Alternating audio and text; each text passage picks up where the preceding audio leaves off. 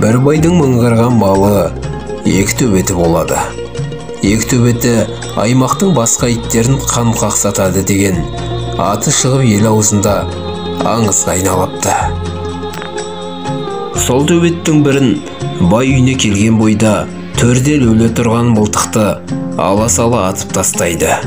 Екіншісінде атқалы мылтықты оқтап жатқанда қатыны бала шағасы бәрі жабылып аттырмай аман алып қалады. Сондағы байдың ашуына тиген оқиға былай болыпты.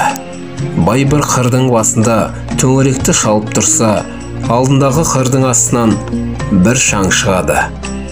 Сол-ақ екен соңына ілесіп жүрген екі төбеті ат бауырына кіріп қыңсылап жата қалады. Байқап қараса, жаңағы шаңды шығарып келе жатқан бір көкжал қасқыр екен. Ол бұларға тіке беттеп қарсы шауып келеді. Содан екі төбет ығып тығылып қалады. Бірақ көкжал қасқыр аттылы байдың қасынан тілі салақтап жан ұшыра өте шығады. Сөйтсе артында оны жан алқымға алып бір дүрек тазы мен төбеттен туған тазы қуып келеді екен.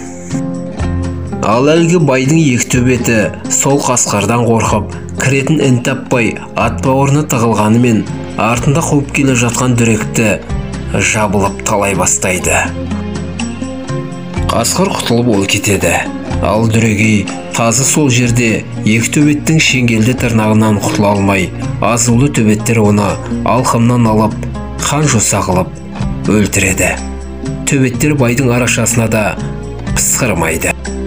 Бізде де небір ит құсқа, қорқауларға қарсы тұрар ел қорған тазы бар.